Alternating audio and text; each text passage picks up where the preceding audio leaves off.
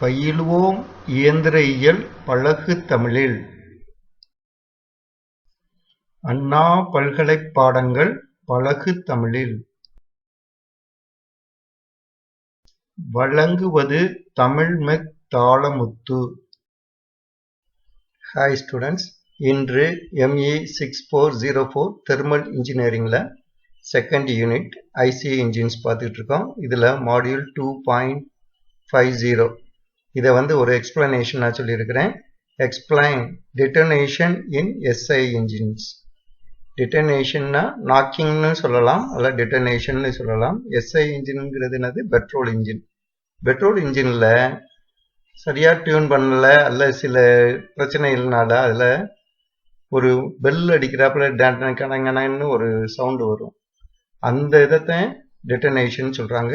இது ஏற்பட்டுச்சுன்னா நம்மளுக்கான output power ரொம்ப குறைஞ்சிரும். வண்டி ஓட்டுறதுக்கு ரொம்ப அன்ஈஸியாக இருக்கும். அது என்னங்கிறத தெரிஞ்சுக்கிடுவோம். இது ஒரு முக்கியமான கொஸ்டின். இது 6 மார்க் கொஸ்டின்னா ரெகுலராக கேட்குறாங்க. அல்லாட்டினா சிஐ இன்ஜினில் கேட்பாங்க, அல்லாட்டினா SI engine CI இன்ஜினுக்கான detonation comparison கேட்பாங்க. ஆக மொத்தம் இந்த டெட்டனேஷனுங்கிறத எந்த ஒரு ப்ரொஃபஷர் வார்த்தையை பார்த்தாலும் உனக்கு தெரியுதான்னு பார்க்கறதுக்காக இது கட்டாயமாக கேட்பாங்க. அதோட நீயே இதை தெரிஞ்சுக்கிட்டேன்னா உன்னுடைய லைஃப்பில் பின்னால் நீ வெஹிக்கிள்ஸ்லாம் வாங்கும்போது இது ரொம்ப யூஸ்ஃபுல்லாக இருக்கும். டைரெக்டாக டெட்டனேஷன் நாக்கிங்னா என்னன்னு பார்க்கறதுக்கு முன்னால் இங்கே ஒரு சின்ன நோட் கொடுத்துருக்கேன், அதை பார்ப்போம். Auto ignition or self ignition. If the temperature of an air fuel mixture is raised high enough, the mixture will self-ignite without the need of spark plug. Petrol இன்ஜினில் என்ன பண்ணுறோம்? செக்ஷன் ஸ்ட்ரோக்கில் ஏர் ஃபியூயல் மிக்சரை எடுக்கிறோம். ஏர் fuel mixer எங்கேருந்து வருது? அட்மாஸ்பரிக்கில் இருக்கிற ஏரும் அது carburettor வழியக்கூடிய வரும்போது ஏர் ஃபியூயலையும் எடுத்துக்கிடுது. அது ஏர் ஃபியூயல் மிக்சராக உள்ளே வருது. கம்ப்ரெஷன் அடுத்த ஸ்ட்ரோக், கம்ப்ரெஷன் ஸ்ட்ரோக்கில் 2 வேல்வும் க்ளோஸ் ஆயிடுது. அதனால பிஸ்டன் மேலே போக போக அது கம்ப்ரெஸ் ஆகுது. அதனுடைய டெம்பரேச்சர் நம்ம யூஸ்வலாக 600 டிகிரி செல்சியஸ் வரையிலும் போகும்னு சொன்னோம்.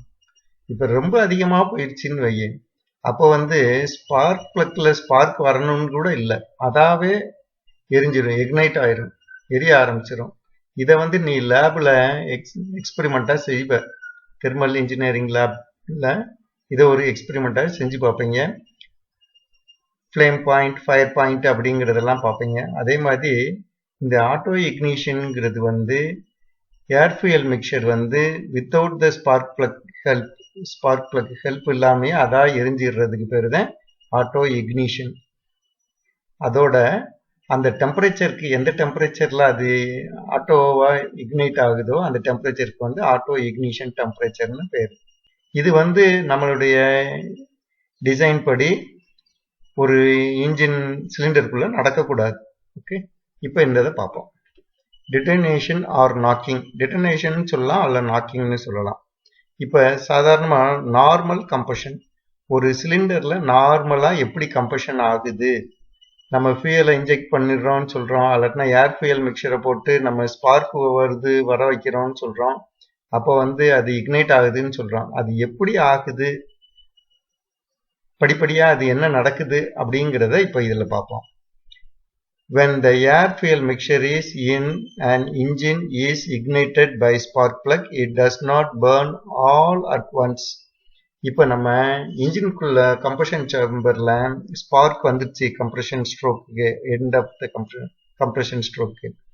அப்போ அதுக்குள்ளே சே ஒரு 100 சிசி ஏர் ஃபியூயல் மிக்சர் இருக்குன்னா 100 சிசியும் அட் அ டைம் அப்படியே எரிஞ்சிடாது, ஒரே செகண்டில் அது எரிஞ்சு முடிஞ்சிடாது. அது பகுதி பகுதியாக கொஞ்சம் கொஞ்சமாக தான் எரியும். அதுதான் இந்த டயக்ராமில் நான் கொடுத்துருக்குறேன். இப்போ பாருங்க, ரெஃபர் த ஃபிகர் 1. இந்த ஃபிகரை மட்டும் இப்போ பாருங்க.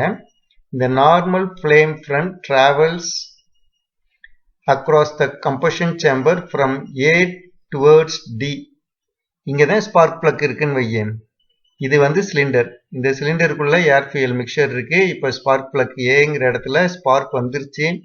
அப்போ முதல்ல இந்த வட்ட வளையமா இருக்கு இல்லையா, இங்கே தான் எரிய ஆரம்பிக்கும். இப்படியே எரிஞ்சு ஒரு அலையா அப்படியே போகிறது கணக்காக தான் எரிஞ்சு போய்கிட்டே இருக்கு. கடைசியில் இங்க B1 B Dங்கிற இந்த ஏரியால அது கம்ப்ரஸ் பண்ணி வச்சிருக்கிற இதையும் எரிஞ்சு முடிச்சிரும். இப்படிதான் அது ஃப்ளேமா போய்கிட்டே இருக்கும். அதாவது நெருப்பா அப்படியே எரிஞ்சு போய்கிட்டே இருக்கும். ஒரே சமயத்துல எல்லாம் எரிஞ்சு முடியாது. அடுத்த லைனை பார்ப்போம். The advancing flame front compresses the unburnt charges B, B1, D, thus rising its temperature. இப்ப இந்த இடத்துல இப்ப இருக்குன்னு எரிஞ்சுக்கிட்டு இருக்குன்னா இந்த பக்கம் இருக்கிறதெல்லாம் என்னது? அன்பர்ன்டு கேஸ் தான், எரியாத கேஸ் தான். அப்ப இதே மாதிரி B1ங்கிற இடத்துல ஃப்ளேம் அது நெருப்பு எரிஞ்சுக்கிட்டு இருந்துச்சுன்னா இந்த பக்கம் இந்த D வரையில் இருக்கிறது இன்னும் எரியாதது தான். ஆனா இது மேல மேல டிராவல் பண்ணி போய்கிட்டே இருக்கு. அப்ப அன்பர்ன்டு கேஸ் எல்லாம் அது கம்ப்ரஸ் பண்ணுது. கம்ப்ரஸ் பண்ணும்போது என்ன ஆகும்? இன்னும் டெம்பரேச்சர் கூடும். அப்படி கூடும்போது இந்த ஆட்டோ இக்னிஷன் நம்ம பார்த்தோம் இல்லையா? ஆட்டோ இக்னிஷனுக்கு மேல டெம்பரேச்சர் போயிடுச்சுன்னா அது வேற மாதிரி. ஆட்டோ இக்னிஷன் டெம்பரேச்சருக்குள்ள போகல, அதை விட குறையாத்தான் இருக்குன்னா இது முழுவதுமே இந்த B1Dங்கிறதுக்குள்ள அகப்பட்டுக்கிட்டு இருக்க ஏர் ஃபியூயல் மிக்சரும் நார்மலா எரிஞ்சு முடிஞ்சிடும். அதுதான் இதுல போட்டிருக்கு. If the unburnt gases do not reach the self-ignition temperature, இங்க கோடு கோடா போட்டிருக்கலையா? இந்த ஏரியால இருக்கிறது unburnt gas. ஆனா இங்க இருந்து வர்ற ஃப்ளேம்னால கம்ப்ரஸ் ஆகி இருக்குது. இங்க இருக்கிறது டெம்பரேச்சரை விட, சாதாரண டெம்பரேச்சரை விட அது கூடயும் இருக்குது. The flame front will further move and consume the charges. இப்ப இந்த டெம்பரேச்சர் இந்த செல்ஃப் இக்னிஷன் டெம்பரேச்சரை விட குறையா இருந்துச்சுன்னா இதுக்குள்ள இருக்கிற ஃப்ளேமே அப்படியே அதையும் கன்சியூம் பண்ணி எரிஞ்சு முடிஞ்சிடும். It denoted by a smooth curve in figure 2. இந்த மேல இருக்க figure 2 பார்த்தீங்கன்னா இங்க இருந்து இப்படி இக்னிஷன் இங்க ஆகுது, அது ப்ரெஷர் ட்ரையிங்னு கூடுது. அப்படியே பிறகு என்ன ஆகும்? அடுத்து பவர் ஸ்ட்ரோக்ல அது குறைஞ்சு போயிடும், VDCக்கு போயிடும். இந்த இடத்துல தான் நம்ம இக்னிஷன் ஸ்டார்ட் பண்றோம். இக்னிஷன் அப்படி கொஞ்சம் கொஞ்சமா எரிஞ்சு எங்க ஆகுது? இந்த இடத்துல வரும்போதெல்லாம் இந்த அன்பர்ன்டு கேஸ் இங்க இருக்குது. இந்த அன்பர்ன்டு கேஸ் ஸ்மூத்தா எரிஞ்சு முடிஞ்சிருச்சுன்னா இது நார்மல் கம்பஷன். இதுக்காகத்தான் நம்ம இன்ஜினை டிசைன் பண்ணியிருக்கிறோம். இதுதான் நடக்கணும். இதை தவிர வேற ஏதாவது மாத்தி நடந்துச்சுன்னா தான் நமக்கு டிஃபிகல்டிஸ். இப்ப இதை பார்ப்போம். Abnormal combustion, detonation or knocking. When the flame front reaches the position B1 இந்த இதுல பாரு, இந்த B1ங்கிற பொசிஷனுக்கு வந்துருச்சு. இங்க இருந்து ஃப்ளேம் கொஞ்சம் கொஞ்சமா எரிஞ்சு அன்பர்ன்டு கேஸ் எல்லாம் கன்சியூம் பண்ணிக்கிட்டே வருது. இந்த இடத்துக்கு வந்துருச்சு. இந்த charges ahead of it reaches self ignition temperature. இங்கிட்டு இருக்கிறதெல்லாம் ரொம்ப கம்ப்ரஸ் பண்ணி செல்ஃப் இக்னிஷன் டெம்பரேச்சருக்கு மேல போயிடுச்சுன்னா என்ன ஆகும்? அதுவும் இக்னைட் ஆயிடும்னு சொன்னோம். During the ignition delay period. Ignition delay பீரியட்னா இங்க இருந்து இதுவரையில் இருக்கிற பூரா சார்ஜ், அதாவது உள்ள போயிருக்கிறது பூராமே எரிஞ்சு முடியணும் இல்லையா? அதுக்கு ஏதோ ஒரு மைக்ரோ செகண்ட், நானோ செகண்ட்னால ஆகும் இல்லையா? அந்த பீரியடுக்கு பேரு தான் இக்னிஷன் டிலே பீரியட் பேரு. During the ignition delay period, அதாவது இது எரிஞ்சு முடியறதுக்குள்ள இருக்கிற பீரியட்ல, if the flame front would move from B1 to only C1, இப்ப B1ல இருந்து எரிஞ்சுக்கிட்டே இருக்கு. C1 வரும்போது, C1 தான் வந்திருக்கு. அப்படி வரும்போது then the unburnt charges ahead C1 would auto ignite. ஆனா இந்த இடத்துல எல்லாம் Dங்கிற இடத்துல C1Dங்கிற இடத்துல கட்டமா போட்டுருக்கு இல்லையா? இந்த இடத்துல இருக்கிறதெல்லாம் டெம்பரேச்சர் ரொம்ப அதிகமா கூடி அதுக்கு ஆட்டோ இக்னிஷன் டெம்பரேச்சரையும் மீறி இருச்சுன்னா அங்க ஒரு இக்னிஷன் நடந்துரும். When flame front, the auto ignition results in traveling of another flame front in the opposite direction to the main flame front. இங்க இருந்து மெயின் ஃப்ளேம் ஃப்ரண்ட்ங்கிறது போய்கிட்டே இருக்கு, எரிஞ்சு தீயா நெருப்பா இப்படி போய்கிட்டே இருக்கு. ஆனா இங்க வரும்போது இங்க கம்ப்ரஸ் பண்ணி அதிகமா கம்ப்ரஸ் ஆகி டெம்பரேச்சர் கூடுனதுனால இங்க ஆட்டோ இக்னிஷன் ஆயிடுச்சு. இங்க எப்படி ஸ்பார்க் பிளக் வரும்போது ஒரு இக்னிஷன் ஆச்சோ அதே மாதிரி இங்க இருக்கிறது ஆயிடுச்சு. இன்னும் ஆனா கொஞ்சம் எரியாத கேஸ் எல்லாம் இருக்கு, ஏர் ஃபியூயல் மிக்சர் இருக்கு. அப்ப அதுல இருந்து இது மாதிரி மறுபடியும் இங்க இருந்து ஒரு வேவ் டிராவல் ஆக ஆரம்பிக்கும். அதுதான் இங்க கொடுத்துருக்கு. When the flame front collide என்னது? ரெண்டுமே மோதிக்கிறது. இங்கிட்டு இருந்து ஒரு flame front போகுது, இங்கிட்டு இருந்து ஒரு flame front வருது. A severe pressure pulse is generated. இங்க இருக்கு பாரு. இங்க இந்த பிகர்ல ஸ்மூத் அப்படி போயிருது பிரஷரு. இந்த இதுல பிரஷர் வந்து இப்படி ஏத்த இறக்கமா இப்படி இப்படி இருக்கு. இதுதான் பிரஷர். y axis தான் பிரஷர், இது வந்து டிராவலிங் டைம். அப்ப இப்படி இப்படி இருக்கு பத்தியா, இது இங்க வந்து இப்படி ஸ்மூத்தா எரிஞ்சு முடியறதுக்கு பதிலா பிரஷர் இங்கிட்டு இருக்க ஃப்ளேம் வருது, இங்கிட்டு இருக்க ஃப்ளேம் வருது, ரெண்டு முட்டி மோதி எரியுது. அதனால பிரஷர் வந்து கூடுது குறையுது. This disturbances forces the walls of the combustion chamber to vibrate at the same frequency of the gas. அதுக்கு முன்னால when the flame front collide, a severe pressure pulse is generated. pressure pulse generate ஆகுது. இப்போ இது சுத்தியில என்ன இருக்கும், cylinder வால் இருக்கும். சிலிண்டருக்குள்ள தானே இது நடக்குது. அதனால இந்த ஃப்ளேம்லாம் போய் எங்க போய் முட்டும், வால்டே எல்லா டைரக்ஷன்லயும் போய் முட்டும். forces the walls of the combustion chamber to vibrate.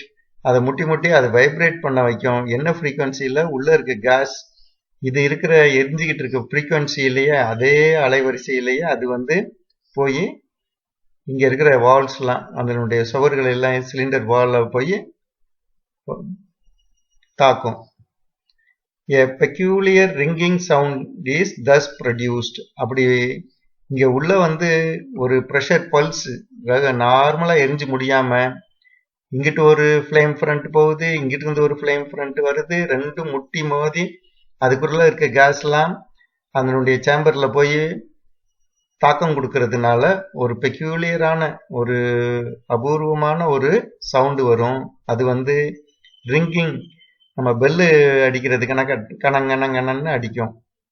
A peculiar ringing sound is thus produced and the phenomenon is known as detonation or knocking. அப்படி அந்த சவுண்டு வர்ற ப்ராசஸ்க்கு பேரு தான் டிட்டனேஷன் அல்ல நாக்கிங்னு சொல்றது. Knocking in SI engine always occur near the end of combustion. இங்கே combustion நடந்து முடியும் போது தான் இது நடக்குது.